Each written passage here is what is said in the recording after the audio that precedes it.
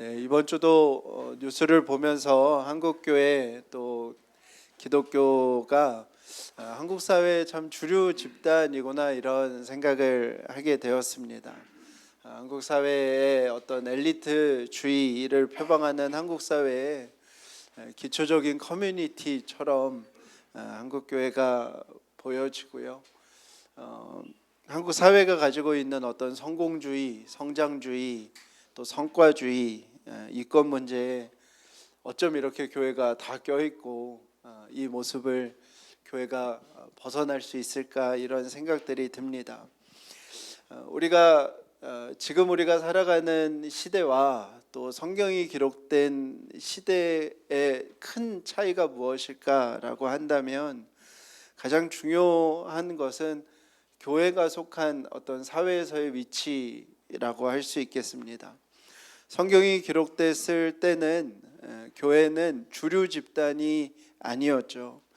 로마 제국 아래에서 유대 민족, 그 유대 민족이 믿던 유대교 중에 한 분파가 기독교였습니다.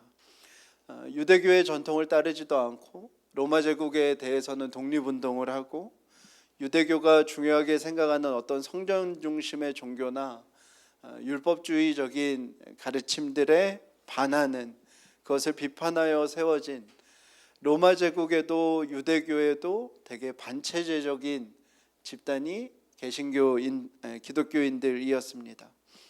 성경이 기록될 당시에는 기독교는 종교라고도 표현하기가 어려웠죠. 그냥 예수께서 일으키신 운동, 그래서 예수운동이라고 말하는 것이 더 적절해 보입니다. 그리고 그 예수님의 가르치심과 예수님의 부활하심과 죽으심을 경험한 사람들이 예수님의 말씀과 삶을 자신들의 삶에서 나타내 보이던 일들, 그 사람들의 모임이 교회였습니다.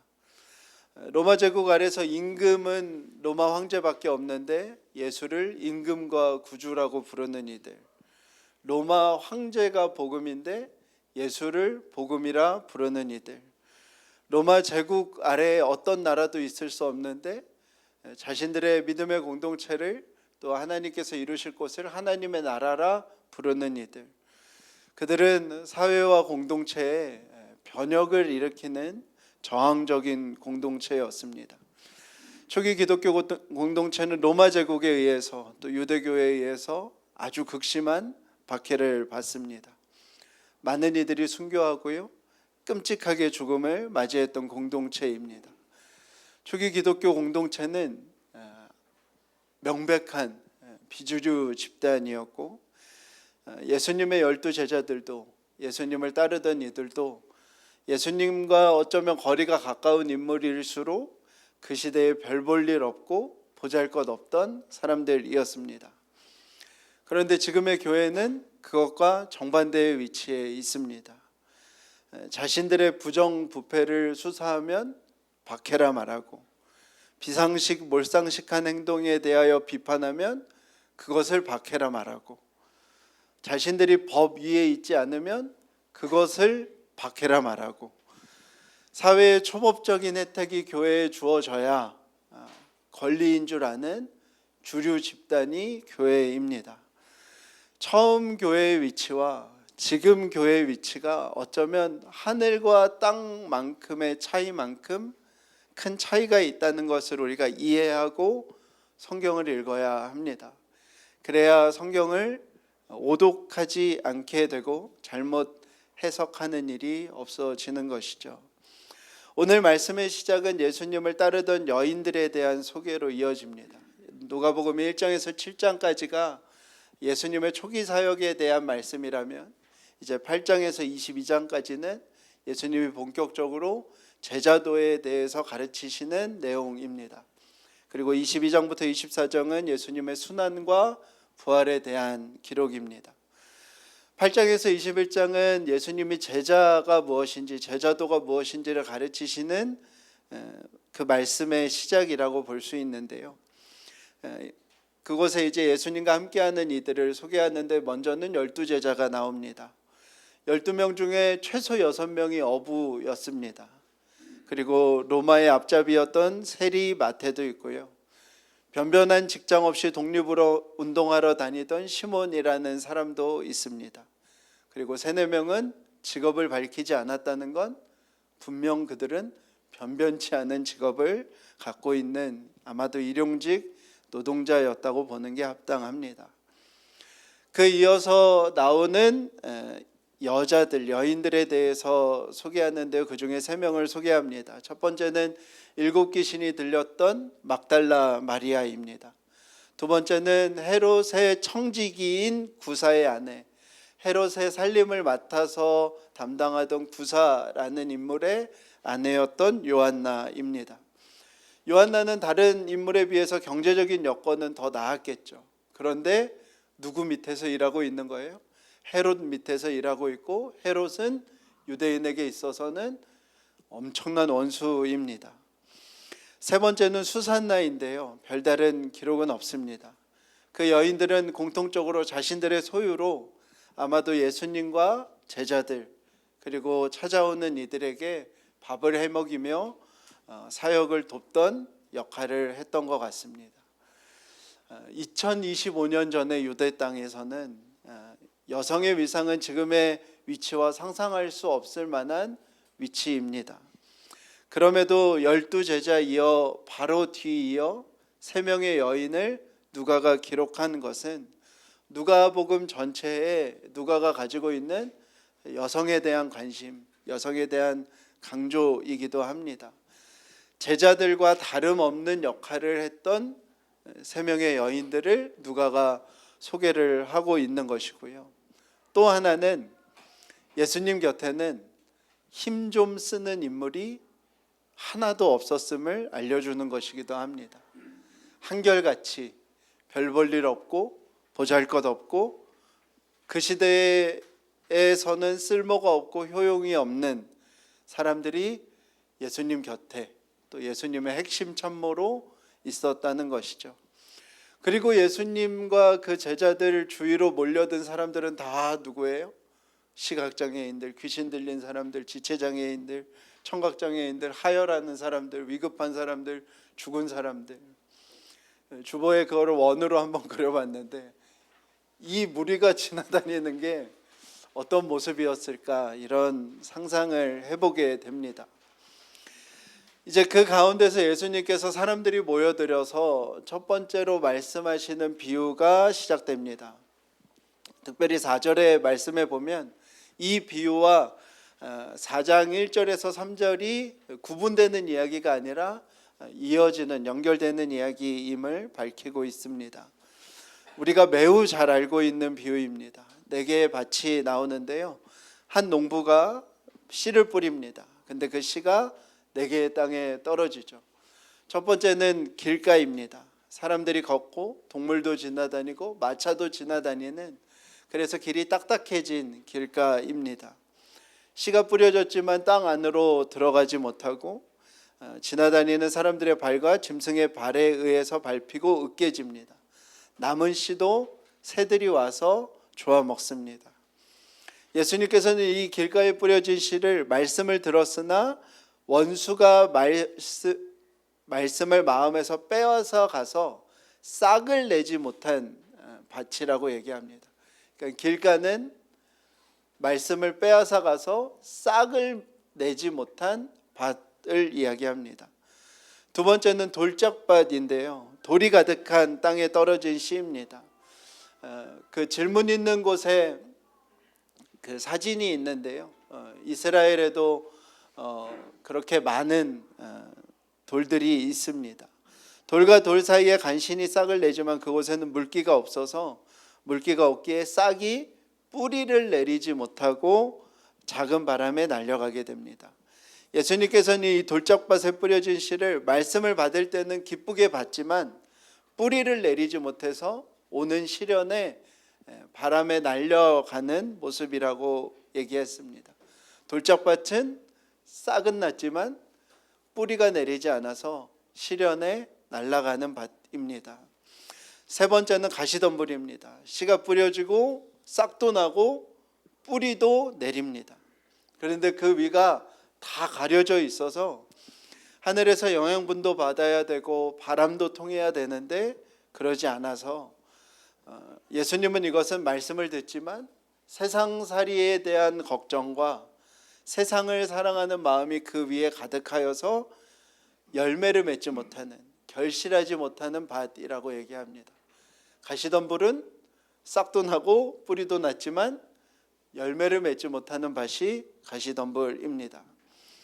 드디어 좋은 밭, 개역 한글에는 옥토밭인 곳에 떨어진 시입니다. 기름지고 부드러운, 그리고 땅이 다 갈려있는, 그래서 싹도 나고 뿌리도 내리고 열매도 맺을 수 있는 땅인데 그 땅이 얼마나 좋은지 씨가 30배, 60배, 100배의 결실을 맺는 땅이라고 말씀합니다. 그리고 그 좋은 땅에 뿌려진 씨는 말씀을 듣고 착하고 좋은 마음으로 자비를 베풀고 선을 행하며 인내로 지켜 결실한 모습이라고 말씀하셨습니다. 우리가 너무 잘 알고 있는 말씀이죠. 여러분, 어떤 밭이 되셔야 돼요? 네, 좋은 밭이 되셔야 하죠. 좋은 밭이 되어야 우리가 30배, 60배, 100배의 결실을 맺을 수 있습니다. 교회에서는 이렇게 설교를 참 많이 하죠. 하나님의 말씀이 떨어졌습니다. 여러분들 이 말씀, 여러분들 마귀가 가져가기 전에 여러분들의 시련에서도 이겨낼 수 있게, 세상을 사랑하고 세상의 미련을 갖지 말고 세상 걱정에 빠져 있지 말고 여러분들 좋은 밭이 되어야만 30배, 60배, 100배의 결실을 맺을 수 있습니다. 이렇게 설교를 합니다. 근데 이 비유 중에 너무 이상한 장면이 있어요. 무엇이냐면 우리 가운데도 농부이신 분들이 계시거든요. 이 세상에 어떤 농부가 씨를 막 뿌릴까요? 제가 예전에 영암에 있을 때 교회 권사님이 이런 표현을 하셨어요. 봄이 되면 땅이 부해진대요. 그러면 씨를 심어야 된대요. 무슨 말인지는 알겠는데 참 너무 재밌는 표현이더라고요. 땅이 부해지면 그때 씨를 심어야 된대요. 그래야 땅이 숨을 쉬고 땅에도 바람이 들고 햇볕이 든다고 하시더라고요. 그렇게 해서 땅을 다 준비하고 밭을 준비해서 씨를 심지, 세상에 어떤 농부가 씨를 막 뿌릴까요? 이스라엘은 농사법이 다를까요? 그럴 리가 없죠. 우리나라도 1977년에서야 쌀 자급 국가가 되었대요. 그게 뭐냐면 77년이 되어서야 봄에 굶어 죽는 사람이 없었다는 거예요. 그러니까 곡물이 부족하지 않은 나라가 불과 1977년입니다. 대부분은 내년에 이제 봄이 되어서 심을 곡식을 참아내는 게, 그거를 견뎌내는 게, 그래서 보릿고개를 넘어가는 게 어쩌면 1900년대가 도달하기 직전에 인류의 문제였어요. 생존의 문제였습니다. 예수님 시대에도요, 사람들의 관심이 일용할 양식이었어요. 그래서 주기도문에 예수님이 그 기도를 하신 거예요. 하루 한 끼를 먹는 게 그들에게 중요한 이슈였습니다. 그런 시대에 도대체 어떤 농부가 그 소중한 씨앗을 막 뿌릴까요? 예수님께서 이 이야기에서 제목을 분명하게 말씀하십니다. 이 비유는 마태, 마가, 누가 복음 다 다루고 있고 내용도 거의 다르지 않는데요. 공통적으로 이 세 책에서 다 이 비유의 제목에 대해서 예수님이 말씀하시고 이 말씀을 합니다. 이 말씀의 비유는 무엇일까요? 좋은 밭 비유일까요? 네 가지 밭 비유일까요? 아니요, 이 비유는 씨 뿌리는 자 비유입니다. 이 비유는 땅이나 밭에 중점을 둔 비유가 아니라 이 비유는 씨 뿌리는 사람에게 중점을 둔 비유입니다. 이 비유는 어떤 농부가 있는데 그 농부는 무슨 일인지 모르겠지만 씨앗이 가득해요. 씨앗이 부족함이 없어요. 씨앗에 제한이 없는 농부예요. 그 농부는 모든 땅에 씨앗을 뿌리고 싶어 합니다. 그리고 그 농부가 씨를 뿌린다는 이야기예요. 그런 농부가 씨를 뿌리는데 그 씨앗이 어떤 땅은 길가에, 어떤 땅은 가시덤불에, 어떤 땅은 돌짝밭에 뿌려진다는 거예요. 어떤 땅에서는 싹도 내지 못하고, 어떤 땅에서는 뿌리만 겨우 내리고, 어떤 땅에서는 열매를 맺지 못하는 씨앗들이 있지만, 좋은 밭에 떨어진 그 씨앗이 다른 밭에 떨어진 어떠한 것도 아깝지 않게 30배, 60배, 100배의 결실을 맺게 되었다는 이야기입니다. 이 농부는 낙심하지 않아요. 왜요? 다른 땅에 떨어진 씨앗이 있다 하더라도 좋은 땅에 떨어진 그 씨앗이 30배, 60배, 100배의 결실을 내릴 것이기 때문입니다. 내 밭에 뿌려진 씨앗 중에 아까운 것이 있을 수 있지만 결국 좋은 밭에 뿌려진 씨앗 하나가 다른 모든 밭에 뿌려진 씨앗을 극복하고도 남을 결실을 맺게 될 것을 기대하고 씨앗을 뿌리는 농부에 대한 이야기입니다. 이 말씀은 누구에게 하시는 것일까요? 제자들에게 하는 것입니다. 그리고 제자로서 제자들이 반드시 기억해야 되는 첫 번째 중요한 가르침이 뭐냐면, 12제자와 여인들, 별 볼 일 없고 특별하지 않은 그들이 하나님의 말씀, 하나님의 나라의 복음을 전하면서 살아갈 때 그들이 기억해야 될 첫 번째 일이 무엇이냐면 낙심하지 않는 것이기 때문에 그렇습니다. 너희들이 하나님의 말씀을 전할 때 사람들이 듣지 않을 것이고, 어떤 이들은 기쁨으로 듣지만 바로 떠날 것이고, 어떤 이들은 말씀을 들었지만 헌신하는 것 같았지만 세상을 사랑하고 세상을 그리워해서 떠날 것이지만 낙심하지 말아라. 좋은 밭에 떨어진 씨앗 하나가 모든 것을 만회하고도 남을, 덮고도 남을 30배, 60배, 100배의 결실을 낼 나무가 될 것이다 라고 주님이 제자들에게 말씀하시는 것입니다. 이 씨 뿌리는 자 비유는 좋은 밭이 되라는 말씀이 아니라 이 비유는 낙심하지 말라는 주님의 말씀입니다. 이 비유는 정확하게 성경의 공동체가 우리의 공동체와 우리의 공동체, 우리의 시대에서 오는 그 차이에서 오는 오독입니다. 우리는 이것을 바라는 세상이죠. 성과주의, 성공주의, 성장주의가 필요한 우리 시대의 복음 중에 복음은 무엇이에요? 우리가 하는 일이 30배, 60배, 100배의 결실을 맺는 것입니다.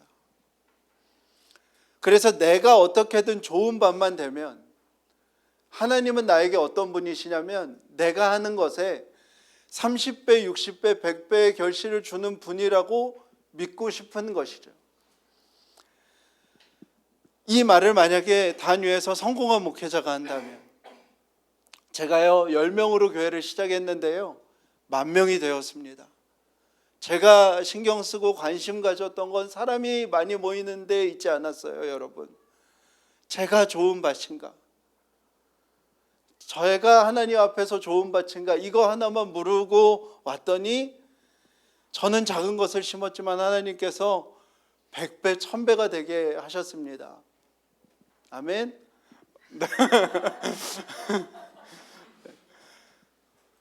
그러면 모든 군중은 뜨겁게 아멘 하게 되죠. 아, 믿음은 내가 좋은 밭이 되면 내가 하는 것에 100배로 돌려주시는 하나님을 믿는 것이구나 라고 생각하게 되는 것이죠. 교회가 질밥히지도 않고요, 교회에 박해 없습니다. 신앙과 생존 중에 우리가 신앙을 선택하고 있나요? 그런 세상도 아닙니다. 실질적으로 우리의 관심은 뭐밖에 없어요?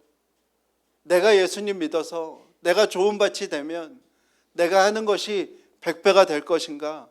그것 외에는 없죠. 기독교 초기 공동체와는 전혀 삶의 맥락이 다른 겁니다. 그들은 어땠냐면 그들은 극소수였어요. 그들은 매일매일 로마의 탄압과 유대인들의 멸시와 조롱을 견뎌내야 했습니다. 그 속에서 말씀을 받은 사람이라고 할지라도 금세 그런 상황에서 어떻게 마음이 안 딱딱해지겠어요. 말씀을 받자마자 짓밟히고요. 복음이 사라지고요. 그 원수들이 찾아와서 내 가진 모든 말씀들을 회수해가고 빼앗아 갑니다. 절대로 자리 잡지 못하도록요. 그 엄혹한 때문에 받아들였을 때 생겨날 내 삶의 변화들, 문제들이 즉각적으로 떠올려집니다. 어떤 이들은 복음을 복음이라고 받습니다. 이게 진짜 기쁜 소식이야. 이게 복음이지. 그래, 내가 기다렸던 그 소식이야. 기쁜 소식이야. 부정할 수가 없습니다. 그런데 곧장 무서운 환란이 찾아와요. 가족과도 단절이 되고요. 지역에서 나가 살라는 얘기를 듣게 되고요. 직업도 잃게 되고요. 함께 살던 곳의 사람들이 다 외면하는 핍박이 찾아옵니다. 그래서 말씀이 뿌리 내리지 못하고 도망치듯 도망갑니다. 많은 이들이 이것이 복음이고 이것이 답이고 이것이 길이라고 이것이 소망이라고 알지만 그 현실의 문제 앞에서 다 도망쳐요. 사도 바울의 삶을 한번 생각해 보십시오, 여러분. 1차, 2차, 3차 전도 여행을 떠나요. 사도 바울이 자신이 고생한 이야기들을 쭉 적어놓은 것들을 기억하잖아요. 사도 바울에게 무슨 열매가 있었나요? 싹이 난 사람들이 있었나요? 뿌리 내린 사람들이 있었나요? 결실 맺은 사람들이 있었나요? 사도 바울이 자기가 복음을 전했던 교회에 재방문할 때마다 경험해야 되는 것들, 자기가 세웠던 교회들에서 편지가 날아올 때마다 본인이 마주해야 되는 것들은 다 이 모습이에요.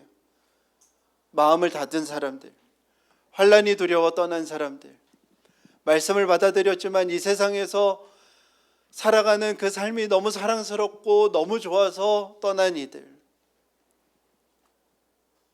그때 누구를 떠올리라는 거예요? 농부이신 하나님을 떠올리라는 거예요. 그 무의미하게 느껴지는 그 시간들 속에서 반드시 좋은 씨앗 중에 하나가 좋은 땅에 떨어져서 30배, 60배, 100배의 결실을 맺게 하셨을 그 하나님을 신뢰하고 믿으라는 것입니다. 내가 뿌린 그 씨앗 중에 어떤 것이 누군가가 착하고 좋은 마음으로 말씀을 듣고 지키어 인내로 결실한 내가 뿌린 모든 것들을 다 덮고도 남을 30배, 60배, 100배의 결실이 있음을 제자들은 믿고 나아가라는 거예요. 그들에게 길가 돌짝밭 가시덤불은 그냥 형식적인 비유가 아니라 매일매일 그들이 살을 부딪히는 현실의 문제였습니다. 그 현실의 문제 속에서 주님은 내가 뿌린 씨앗을 좋은 밭에 두어 30배, 60배, 100배의 결실을 맺게 하시는, 그래서 이 하나님 나라가 실패하지 않음을, 이 하나님 나라가 결코 사라지지 않음을 믿고 살아가는 것이 제자들의 삶이라는 거예요. 10절을 한번 우리 같이 읽어볼까요?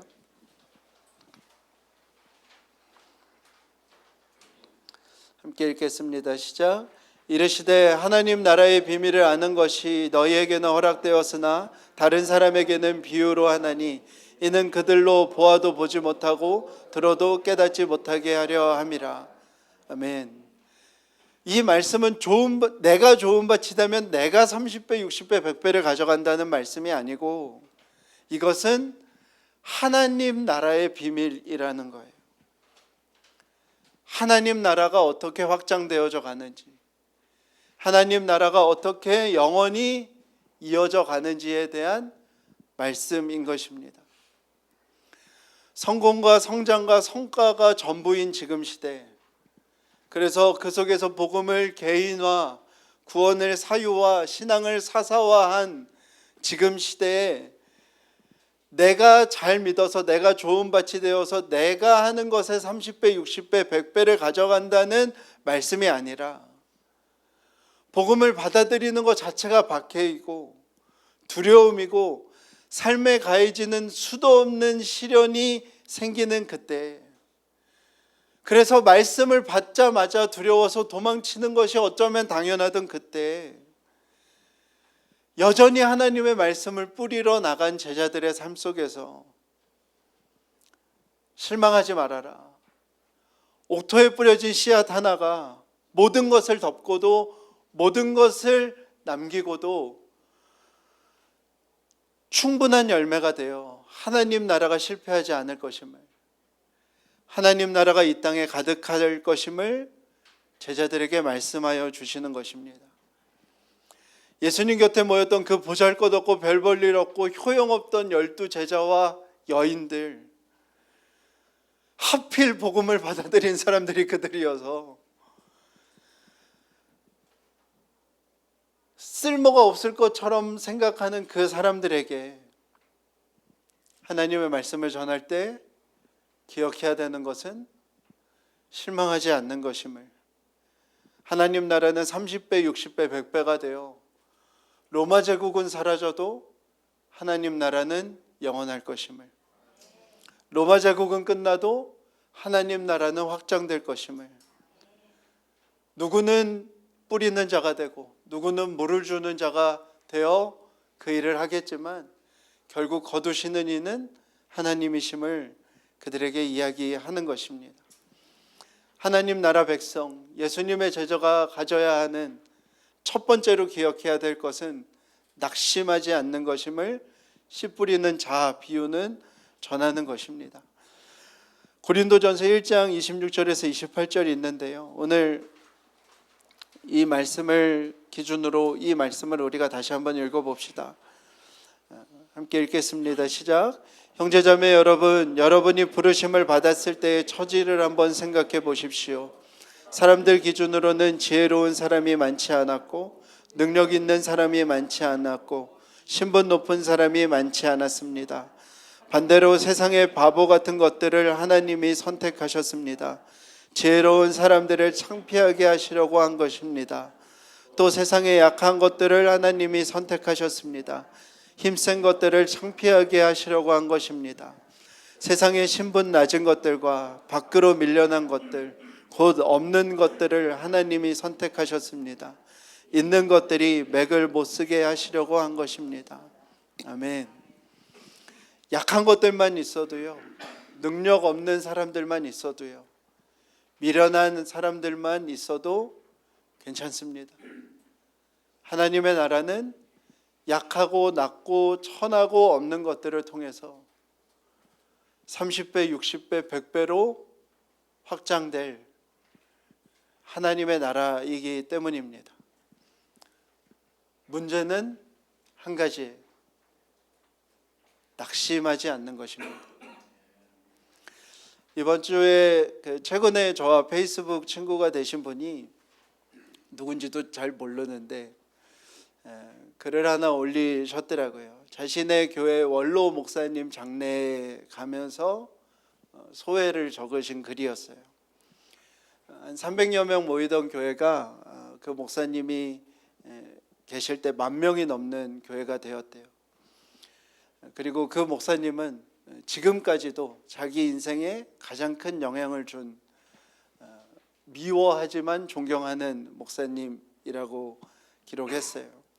근데 이분이 은퇴가 가까워지면서 이제 막 본격적인 욕심들이 드러나시고 또 내 교회라 생각하면서 그 이후로 한 10여 년 동안 담임자를 3번이나 목사님이 갈아치우는 일을 하면서 교회는 뭐 3분의 1도 안 되게 줄어들었고 무엇보다 그 과정 속에서 너무 사랑하던 사람들이 서로 싸우게 되는, 그래서 교회를 떠나가는 모습들을 이제 떠올려진 거예요. 장례식을 가시면서. 그러면서 이제 말미에 이 글이 참 가슴에 남았어요. 자신이 고등부 교사였는데 이제 고등학생 아이들 8명이 이 목사님 사지를 잡아다가 이렇게 들어서 냇가에 던졌대요. 그 장면이 떠올려진 거예요, 이분한테. 이렇게 사지가 잡혀서 냇가로 던져짐을 당했던 그 목사님, 그리고 일어나셔서 어프어프 하면서 얼굴을 닦고 이렇게 그 아이들을 보면서 환하게 웃던 그 목사님이 떠올려졌대요. 그러면서 그 마지막에 이렇게 적으셨어요. 그때의 목사님과 그때의 내가 너무 그립다. 아마도 여기에 계신 분들이 대부분 그 비슷한 마음을 갖고 신앙생활을 하고 계실 거라고 생각이 듭니다. 그때의 목사님, 그때의 교회, 그때의 나를 그리워하며 신앙생활을 하고 계신다고 생각이 들어요. 후회도 아닌 것 같은데 원망도 아닌 것 같은데 뭔가 알 수 없는 그 복잡한 마음을 안고 다 신앙생활을 하고 있다고 생각이 듭니다. 사랑하는 여러분, 주님이 씨 뿌리는 자의 비유로 우리에게 말씀하시는 것입니다. 제자가 기억해야 될 것은 낙심하지 않는 것입니다. 하나님의 나라는 쇠하지 않고 하나님의 나라는 무너지지 않습니다. 모든 시간을 지나 사라질 것은 다 사라질 것이고요, 쓸려 내려갈 것들은 다 쓸려 내려갈 것이고 없어질 것도 다 없어질 것입니다. 그러나 영원하고 변하지 않는 하나님 나라는 영원토록 힘을 떨칠 것입니다. 내 헌신 다 어디 갔나? 내가 뿌린 씨앗이 사라졌다 생각하지 마십시오. 어쩌면 내가 볼 수 없는 곳까지 멀리 바람을 타고 나아가서 기가 막히게 좋은 땅에 내려 30배, 60배, 100배의 결실을 주님이 맺게 하실 것입니다. 지금도 그렇게 하나님 나라는 확장되어 가고 있고 하나님께서 일하고 계십니다. 좋은 땅이 되지 못하는 여러분들에 대한 죄책감을 갖지 마십시오. 더 중요한 이 말씀의 의미는 낙심하지 않는 것입니다. 이 세상 가득 하나님의 말씀을 뿌리는 그 하나님의 마음을 닮아 우리도 우리의 생의 모든 시간 동안 이 말씀을 모든 곳에 뿌리는 삶이 되기를 축복합니다. 기가 막힐 은혜와 입이 다물어지지 못할 역사로 함께 하실 것입니다. 그리고 저와 여러분이 좋은 땅이 됩시다. 착하고 좋은 마음으로 말씀을 듣고 인내로 결실한 사람과 교회가 되어서 누군가의 낙심을 위로할 수 있는 사람과 누군가의 낙심을 위로할 교회가 되었으면 좋겠습니다.